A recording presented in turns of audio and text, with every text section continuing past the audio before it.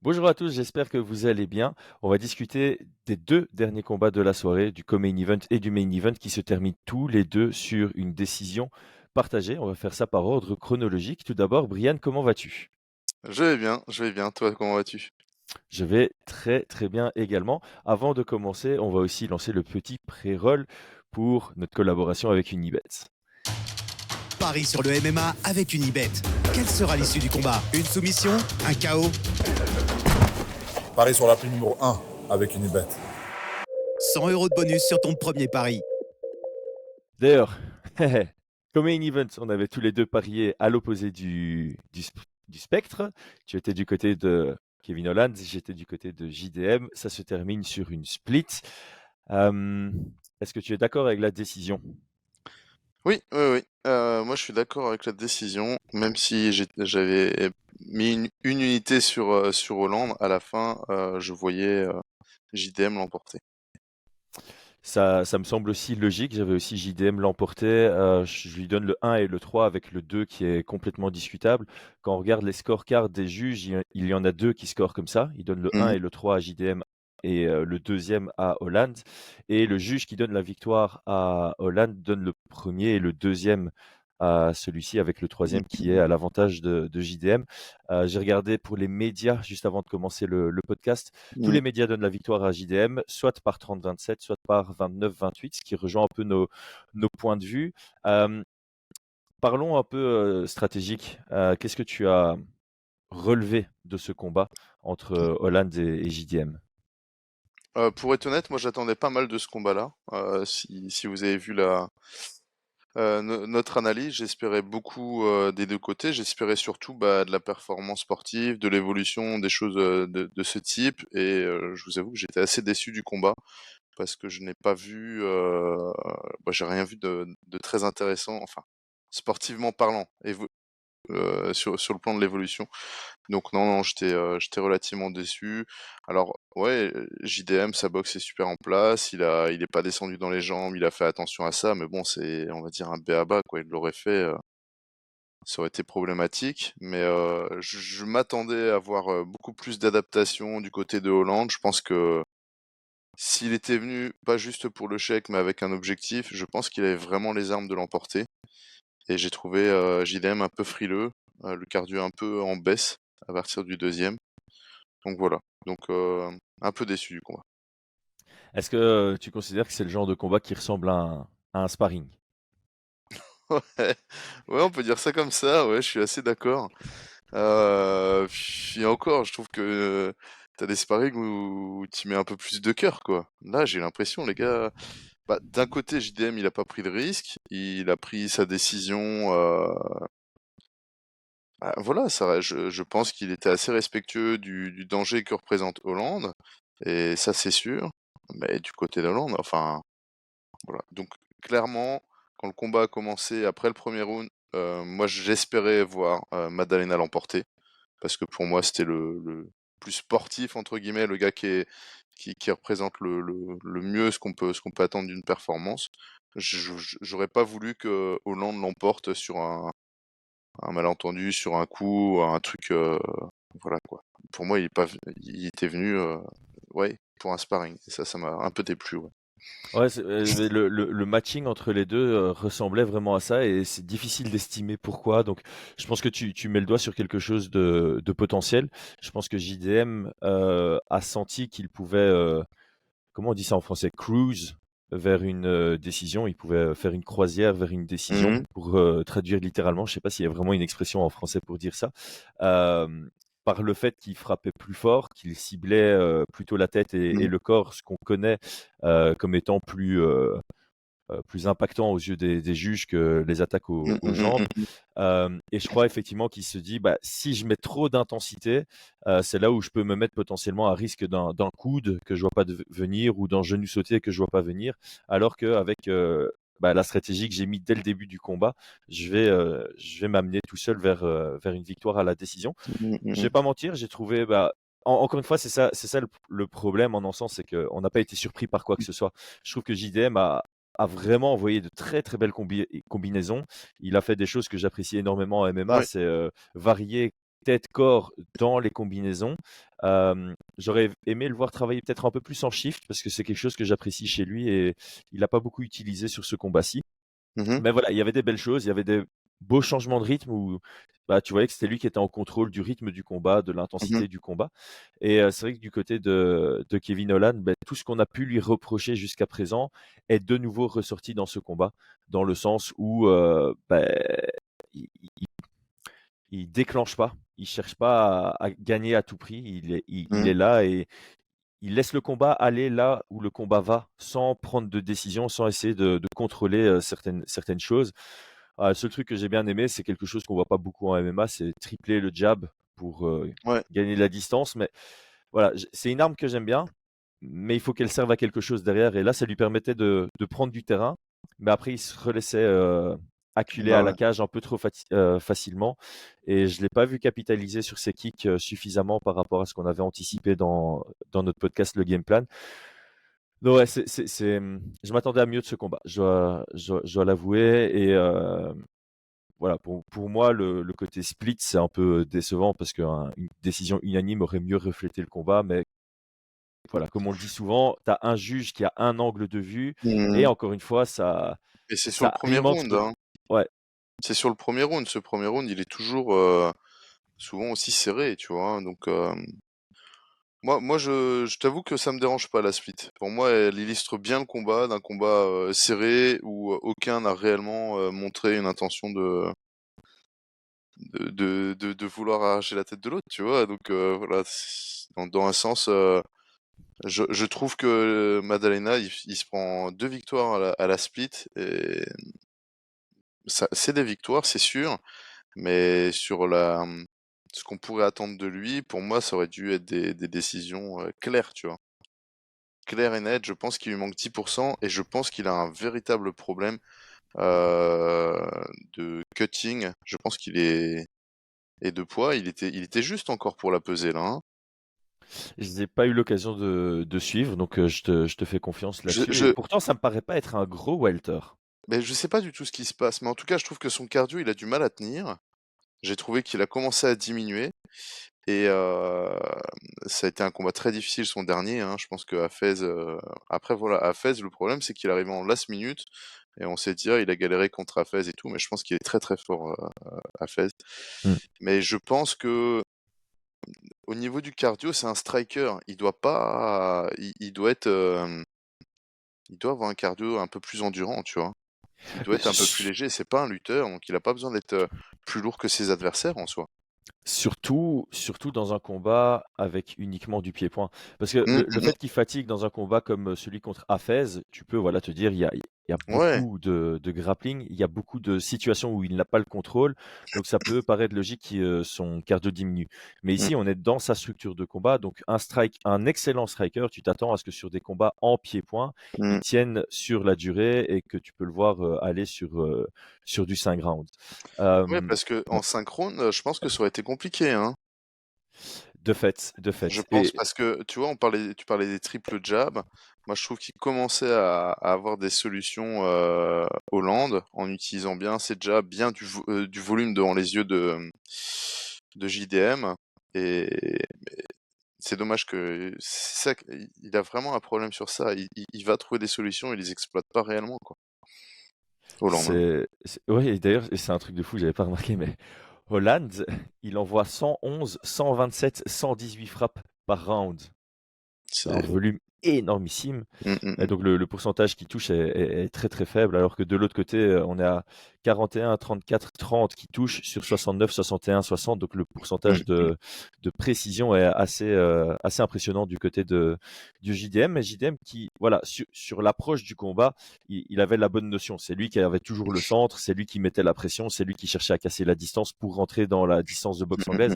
mmh, À ce mmh, mmh. niveau-là, il avait la bonne approche, mais on s'attendait quand même à un tout petit peu plus que juste avoir la bonne approche, sans vouloir décrédibiliser la victoire. Mais quand tu as quelqu'un de montant comme ça et que tu parles très vite dans sa carrière que c'est un potentiel futur contender, Ouais, ouais, ouais. ben, les attentes sont tellement haut Mmh, que tu as mmh, un mmh. genre de déception. C'est clair que si on Bah, n'avait bien pas sûr. d'attente sur JDM, on dirait que c'est une très très belle performance. Ah Et bah, donc, bien sûr. Voilà, il y a des axes d'amélioration. Mmh. Sur ces derniers combats, on voit des axes d'amélioration. Ici, je pense que le meilleur pour lui et la suite de sa carrière, c'est de peut-être prendre un peu de temps pour Ouais, tout à vraiment fait. retravailler sur son jeu et revenir peut-être dans 6 7 mois sur un combat Mmh. à haut profil parce que là, il n'a pas le choix. Il va rentrer il sera aux portes du top 10. Donc, il va peut-être être rebooké contre Sean Brady. Et donc, pour moi, c'est Ouais. important pour lui de prendre le temps et, euh, et de nous montrer quelque chose de nouveau dans sa prochaine sortie. Sinon, bah, on va commencer à se dire, bah voilà, sa limite, c'est tout ce qui est entre 5 et 10. C'est là Mmh, où il mmh mh. va naviguer pendant sa carrière. Ah, c'est ça le Non, mot que je cherchais, tiens. Naviguer vers une naviguer, ouais. décision. Mmh, mmh mh. Ah, Ok. cruise, OK, ouais, ouais. Ouais, c'est pas Dominique Cruz. Faire Heu, une décision, c'est cruise. C-R-U-I-S-E. ouais, j'avais pas calculé. Bon, Mais pour tous ceux qui ont déconnecté avant qu'on trouve ça, bah, ils ont dit, qu'est-ce qu'il raconte, Chris? Mais bon. ouais, c'est vraiment parce que, moi en tout cas, c'est vraiment parce que j'aime beaucoup le style de Maddalena que j'ai des attentes vis-à-vis de lui, que j'ai envie de le voir dans le top et qu'à chaque sortie, j'espère le voir encore évoluer, bien évidemment, hein. Comme on l'a dit, toi aussi tu l'avais dit sur le truc, on aime aussi, la performance quoi, voir des gens évoluer, voir, leur progression et pas juste un produit déjà fini qui passe à travers tout le monde, qui devient champion et puis, qui prend, sa «retraite» entre guillemets. C'est toujours intéressant de voir, bah, c'est notre, leitmotiv à beaucoup de personnes de progresser dans la vie et de s'améliorer donc Bah, c'est tout l'esprit martial, en fait, hein. L'esprit ouais, martial, donc c'est vraiment ça, c'est continuer à évoluer. ça fait partie aussi du suivi des combats. C'est pas juste regarder les combats, c'est aussi voir, des carrières, comment elles évoluent. Enfin voilà. Passons au main event, maintenant qu'on a fait le Mmh. tour du co-main event. Alexa Grasso contre Valentina Shevchenko. Évidemment, quand on a une décision partagée qui mène à une égalité avec 3 scorecards différentes. Donc, Mmh. pour rappel, un juge donne 48-47 à Valentina, un juge donne 48-47 à, j'allais dire Shevchenko, Mmh. à Grasso, et un juge donne une égalité 47-47 en donnant le dernier round 10-8 à Mmh. l'avantage de Grasso. Je ne sais pas trop par où commencer. Moi, j'ai pris des notes round par round de l'évolution du combat. On va peut-être commencer Bah, par la décision et puis sur la structure du combat. Toi, en regardant, quel était ton score en live à la fin du 5e round? ouais, avant la décision, je veux juste dire, moi j'ai kiffé le combat, plus que JDM Hollande Ah, moi, et de loin, ce rien combat, à j'ai voir. vraiment kiffé. Et vous connaissez un petit peu, enfin voilà, mes goûts en MMA et franchement, j'ai trouvé vraiment très, très bien ce combat. J'ai beaucoup apprécié. Mon scoring à la fin, j'étais sur un alors, faut que je me trompe, j'étais sur, heu, ça fait combien ça en tout? 40, 48-47, j'en sais rien. J'avais 3 rounds pour Grasso, 2 rounds pour, Shevchenko. Mais je Mince, on est pouvais d'accord. mais je Il n'y aura pouvais pas de voir débat entre nous. mais je pouvais voir un 3-2, Shevchenko et comme j'ai vu que beaucoup de personnes avaient vu un 3-2 Shevchenko, j'ai revu le round après et on va en reparler. Oh, on a fait la même chose, on a fait la même chose. Donc moi en live, j'avais d'ailleurs ah non, je voulais tweeter, mais finalement, je prenais des notes pour le podcast. Le podcast est plus important Mmh. que Twitter. Mmh. Donc à l'entrée du 5e, j'avais 2-2, donc ça fait 38-38, Ouais. et à la fin du dernier, bah, forcément de mon côté, c'était, 48-47 pour Grasso. Mais J'avais déjà en live, je m'étais dit: «OK, le 4e, il va être chaud, chaud, chaud à scorer» et je peux très bien comprendre que mmh, un ou des juges le donnent à Valentina. Et mmh. donc, c'est ça que j'avais tweeté. J'ai tweeté à la fin du combat. Moi, j'ai 48-47 Grasso. Est-ce que vous avez la même chose que moi ou est-ce que vous avez 48-47 Shevchenko? Il y a Google qui s'allume. Euh, Parce que le 1, le 2, le 3 et le 5, c'est facile à scorer. Je pense que Ouais. c'est quasi indiscutable. Le 1, c'est pour Shevchenko. Le 2, c'est pour Grasso. Le 3, c'est pour Shevchenko. Le 5, c'est pour Grasso. Tout se joue vraiment sur le 4. Alors, je vais prendre les notes que j'ai pris au cours du combat. Donc pour moi, le premier round, Valentina s'impose très très bien dans le combat. C'est un round compétitif, mais à l'avantage de Valentina grâce au pied-point. On commence en garde ouverte, Valentina qui sort sa jambe arrière, ce qu'on avait souligné avec Aldric. C'est quelque chose qu'elle devait faire. Ça force un peu Grasso a passé en gauchère, on est en garde fermée, et à partir de ce moment-là, Shevchenko s'impose davantage avec son travail avec son bras avant, son jab. Le deuxième round, Grasso l'emporte grâce au knockdown, Mmh. mais ce deuxième round montre le chemin vers la victoire de Shevchenko, qu'on a pu aussi anticiper dans le podcast avec Aldric. Dans le premier combat, on avait vu que Shevchenko s'était bien imposé grâce à sa lutte. Mmh. Dans le deuxième round, elle prend un knockdown, mais elle arrive à imposer sa lutte. Elle fait pas beaucoup de dégâts au sol, mais ça montre quand même un chemin vers la victoire. Du coup, dans le troisième round, elle prend ce chemin, elle impose sa lutte, elle stabilise au sol. Il n'y a pas beaucoup de dégâts, mais elle l'emporte de par 3 minutes et 30 secondes Mmh. de domination au sol. Pour moi, le quatrième round est décisif et c'était un magnifique round. Il est vraiment super à regarder. Il y a Mmh. des changements de Mmh. direction et tout. Pour moi, du côté de Shevchenko, ses arguments, c'est ses jabs. Elle en a placé beaucoup et ils étaient très percutants. Et son coup de coude qui ouvre Grasso à la pointe de l'œil. On le sait, les dégâts visibles, ça score toujours. De l'autre côté, on a Grasso qui met des très beaux coups de genoux légaux. Mmh. Ça, c'est vraiment son gros moment.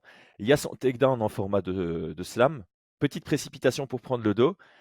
Elle compense avec un genre de menace de Kimura, clé de bras.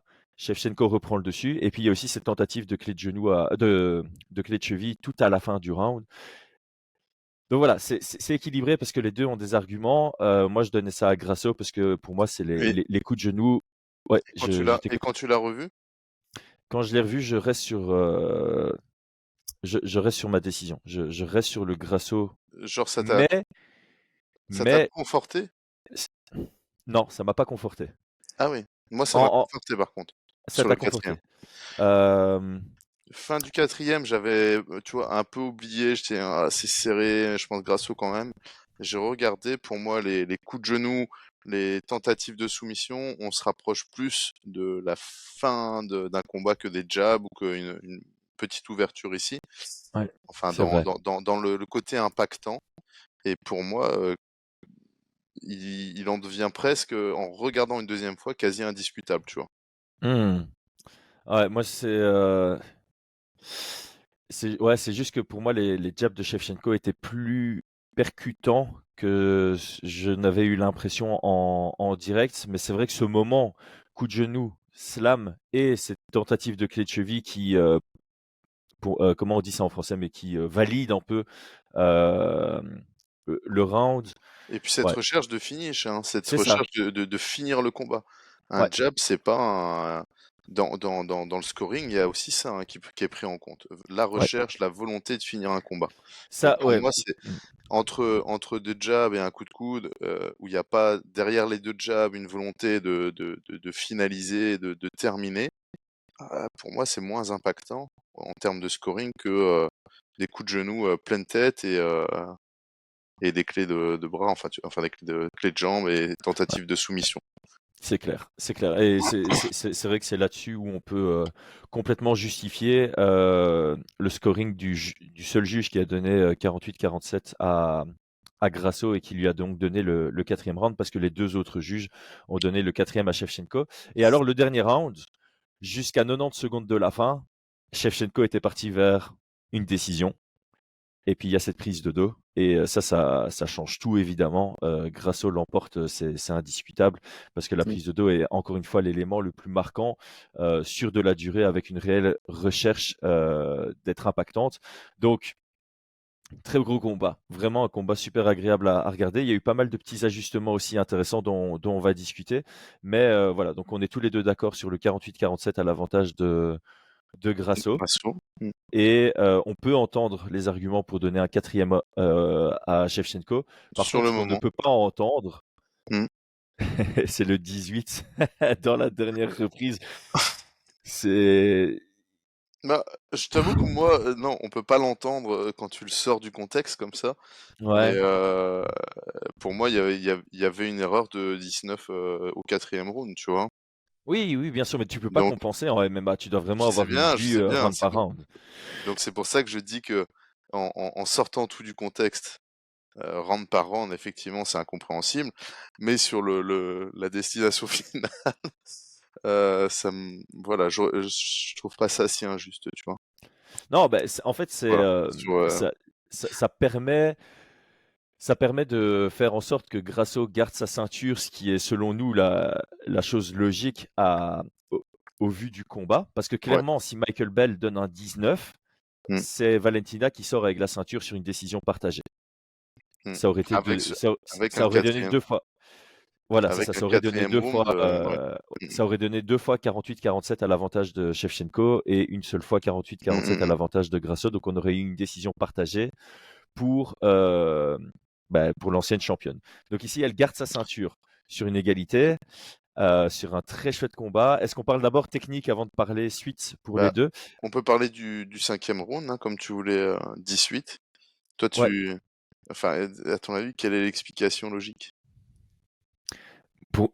je vais être honnête avec toi. Je pense que Bell s'est dit, ah, le quatrième est tellement serré, je vais compenser. Je crois qu'il a compensé. Honnêtement, il peut pas. C'est pas comme ça qu'il doit réfléchir. Mais je crois qu'il s'est dit, ouais, cette prise. Ouais, parce que pour moi, pour qu'on ait un 18, normalement, quand c'est indiscutable, il faut les 3D, hein, on en parle souvent, durée, domination, dégâts, qui est aujourd'hui transformé par impact. On peut considérer un 18 quand il n'y a que deux des 3D. Donc, si tu n'as pas la durée, comme ici, Grasso n'a pas dominé sur la durée, parce que comme j'ai dit, selon moi, Valentina était en train de prendre les devants debout. Tu dois avoir du dégât et de la domination. Alors, automatiquement, quand tu as le dos et que tu es actif, il y a de la domination Mhm, et du dégât qui est renommé en impact. Elle en a eu.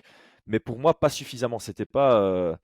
Pour moi, si tu n'as que 90 secondes où tu as un grand moment, il faut que ce soit un énorme moment. Et mm, sur ces 90 secondes, j'ai pas l'impression qu'il y a eu beaucoup de frappes ou un étranglement qui était littéralement à quelques secondes de se terminer. Donc mm, pour mm, moi, on est encore assez loin de la frontière avec le 18. On ouais. s'en rapproche même pas et donc c'est très difficile de justifier. Je sais pas ce que toi tu en penses. Ouais, non, par contre, je trouve ça grave si Mike Bell s'est dit, ah, je vais compenser, le, je trouve ça grave s'il s'est dit ça, tu vois.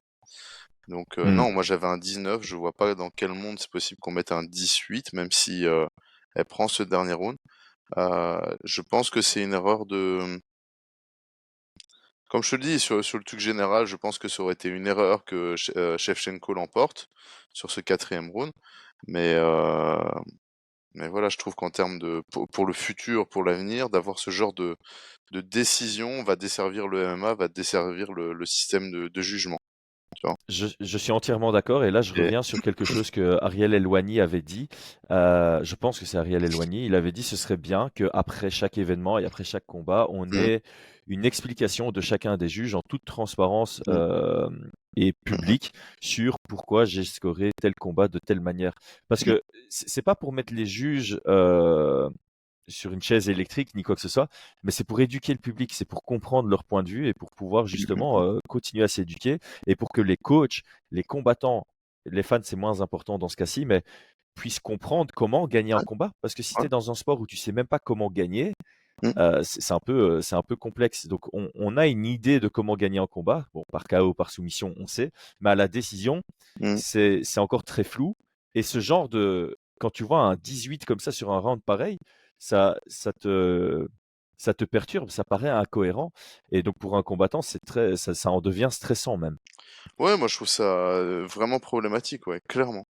Mais comme tu vois, la question sur impactant, je pense qu'il y a des juges qui oublient que impactant, c'est quand tu cherches vraiment le finish. Et c'est ça les nouvelles règles. C'est pas avoir un peu de sang ou des trucs comme ça, tu vois. C'est vraiment cette volonté d'aller terminer le combat et d'avoir un truc un peu plus spectaculaire. Et pour en revenir à ce que je disais sur le futur, je pense que le, le système de jugement type box, enfin, avec les nouvelles règles, c'est pas c'est peut-être pas le panacée. Il y a peut-être des fois des décisions qui sont un peu euh, injustes, mais c'est, je pense, le moins pire, tu vois. Ouais. le système le moins pire. C'est comme le cutting, j'en parlais avec un journaliste. C'est clair qu'on aimerait bien que ça n'existe pas. Surtout quand il y a, on dit ouais, mais 36 heures, ça pousse à cutter plus. Mais c'est les solutions les moins pires qui existent. Et donc il n'est pas question de dire le- de vouloir tout changer à chaque fois pour essayer de trouver une meilleure solution. C'est d'accepter que des fois, bah, dans les moins bonnes solutions, il y en a une qui est mieux que les autres, tu vois. Ouais. Et là, je pense qu'il a fait une erreur en se disant, ah, si c'est vrai qu'il a voulu compenser, eh bien,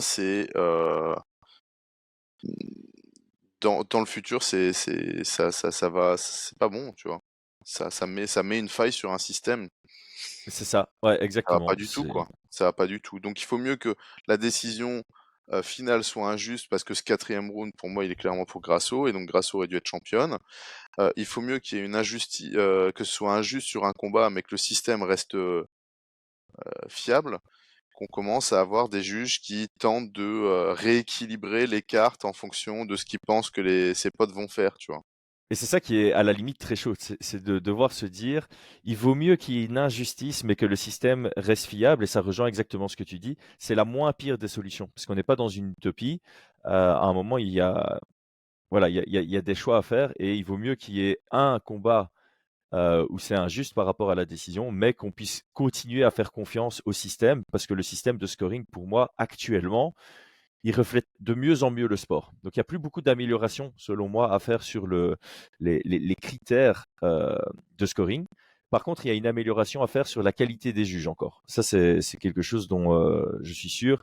Il y en a certains, ils sont peut-être pas assez bien formés, d'autres qui sont pas assez concentrés lors des combats. Peut-être qu'il y en a qui s'entraînent même pas. Et je pense que euh, ils devraient au moins s'entraîner. Je dis pas qu'il faut des anciens combattants en tant que juge, mais il faut s'entraîner pour avoir une réelle compétence et compréhension de situation au sol. Est-ce que ça se rapproche d'un finish ou pas? Est-ce que ça fatigue ou pas? Parce que la définition de dégâts a changé en impact. Impact, c'est aussi la fatigue physique et mentale que tu appliques sur ton adversaire. De temps en temps, tu vois une demi-garde qui bouge pas beaucoup, tu dis bah il y a rien qui se passe, mais en fait tu as un mec qui met une énorme pression d'épaule et tu sais que ça fatigue l'adversaire et c'est le genre de petits détails qui peuvent changer en fait une carrière. Et donc je pense qu'il y a du travail à faire Mm. encore sur la qualité des juges. Il y a peut-être encore quelques Ouais. améliorations à faire sur le scoring, mais le système est fiable dès le moment où on a des bonnes décisions. Et là, pour moi, le fait que Grasso maintienne sa ceinture, c'est mérité, Mm. c'est logique. J'aurais préféré l'avoir gagné sur une split ou sur une unanime. Je pense que honnêtement, la split reflète bien l'ensemble du combat de nouveau. C'était serré, Mm. ça pouvait partir dans les deux sens. Il y a un round sur lequel ça reste indécis. Alors, je te rejoins, le quatrième, après révision, c'est plus logique de le donner à Grasso. Mais encore une fois, tes Mm. juges, tu scores en live, tu n'as qu'un angle. Si tu vois pas très bien Mm. qu'il y a quatre gros coups de genoux et que tu as l'impression qu'il y en a qui sont bloqués ou quoi, Mm. Mm. voilà, ça peut changer totalement la donne et ça peut complètement justifier le 19 pour Valentina Mm. dans ce cas-là. On va finir peut-être le podcast sur deux éléments. Est-ce qu'il y a quelque chose de technique ou stratégique qu'on n'a pas encore souligné sur ce combat? Et puis, quelle est la suite pour la division? Parce que là, ça va être vachement intéressant. Sur l'aspect technique, stratégique, non, je vois pas trop sur quoi on pourrait discuter là-dessus. Comme je te dis, c'était un combat plaisant. Je pense que elles ont encore ouais, des petits axes d'évolution sur certaines positions qui sont perdues ou ce genre de choses. Mais c'était plaisant à regarder. Sur l'avenir de la catégorie, c'est chiant par contre. Bah ouais, parce que tu as tendance à dire, il y a une égalité. Bah, il y a un rematch. En Ouais. plus, enfin, toi et moi, on est d'accord là-dessus. C'était un beau combat, c'était Mm. engagé. Les deux sont venus avec des ajustements par rapport au premier combat. Les deux sont venus pour gagner. Mm. J'ai tendance à dire surtout Grasso, mais je trouve que Shevchenko a quand même montré une envie de gagner. C'est juste son style qui fait qu'elle est un peu plus attentiste parce que ça reste Mm. là où elle fait le meilleur taf, c'est en contre. Euh, Mm. mais tu as deux contenders qui sont totalement méritantes en Manon et Erin Blanchfield. Donc ça risque de foutre. En fait, ça fout pas spécialement en bordel parce que tu décides de faire un troisième combat. Bah, pour garder Manon et Erin actives, tu les mets l'une contre l'autre et la Mm. vainqueur prend le title shot après. tu pars du principe que Shevchenko ne mérite pas un troisième combat, bah, tu mets Erin ou Manon contre Grasso et l'autre contre Shevchenko.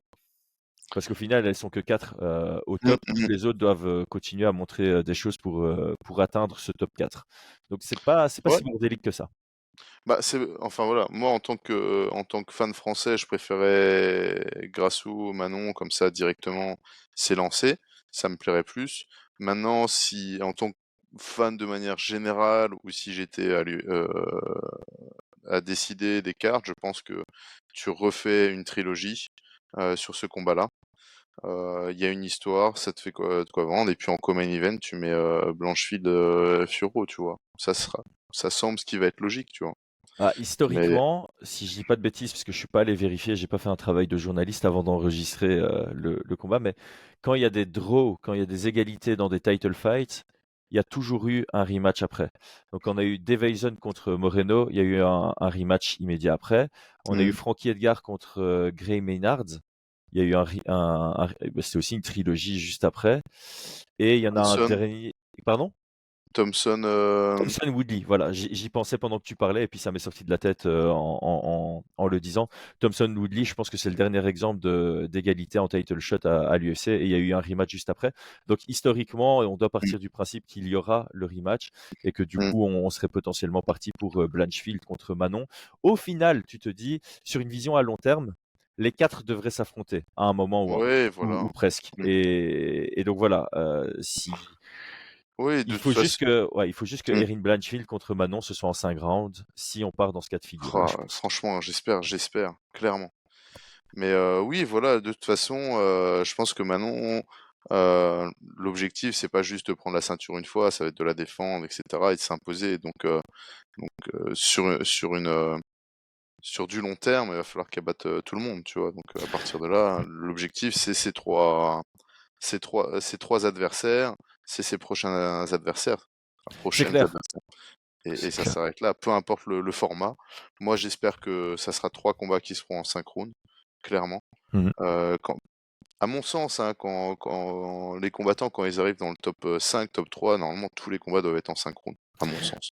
Moi, je suis d'accord. J'ai bien aimé quand il y a eu le co-main event entre Leon Edwards et Nate Diaz qui s'est fait en 5 rounds, qui a été négocié en 5 rounds. Et j'avais Mmh, beaucoup d'espoir sur ce changement en me disant, OK, bah maintenant qu'on peut aussi négocier pour avoir des co-main events qui sont pas pour des ceintures en mmh, 5 rounds, j'espère que quand c'est clair et net que c'est un combat où le vainqueur part ensuite pour mmh. la ceinture, on le met en 5 rounds par défaut. C'est une expérience qui est obligatoire. Ah ouais. Ça challengera davantage les champions aussi. Parce que Mmh, quand tu as un champion qui défend contre quelqu'un qui fait pour la première fois son 5 rounds, ben, mmh, par défaut, tu as déjà un avantage pour le champion, rien que sur mmh cet aspect-là. Et puis nous, ça nous permet de répondre aussi à pas mal de questions avant de décider que le gars mérite son title shot ou pas. Euh, bon, tout ben, à fait. je pense qu'on a fait le tour. Mmh, Euh, Encore une fois, merci à Unibet pour la collaboration. Moi, je suis bien là dans notre jeu. Là, ouais, j'ai fait un petit sans faute là. Donc, pour rappel, j'avais fait le combiné Raoul Rose. Rosas et Zeluber. Tous les deux gagnent, mais ça gagne pas beaucoup. C'était à 1,51. Par contre, j'ai aussi fait un petit sprinkle là, le petit boost avec les deux gagnent par finish. Les deux ont gagné par Oh finish. là là, ça fait bien ça. Mmh, Ça fait du. Après, j'ai mis qu'un quart d'unité que je dois faire fois 2,83. Mais bon, mmh. ça me permet de prendre le large sur la concurrence. Ah Et, là, oui.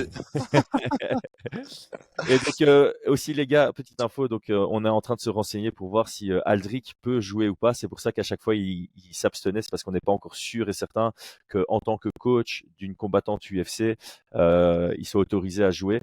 Mmh, mmh, Il mmh, veut avoir une trace écrite de l'UFC pour s'assurer qu'il est ouais. autorisé à le faire. Et donc, il nous rejoindra potentiellement à la deuxième place avec ses 20 unités.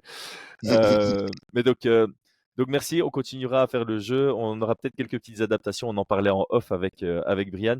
Brian, merci pour ton temps et bah, on était d'accord sur tous les points, donc on n'a pas vraiment eu de débat, mais merci pour toutes les précisions que tu as pu donner. J'espère que ça a pu éduquer une partie de l'audience sur comment scorer un combat de MMA.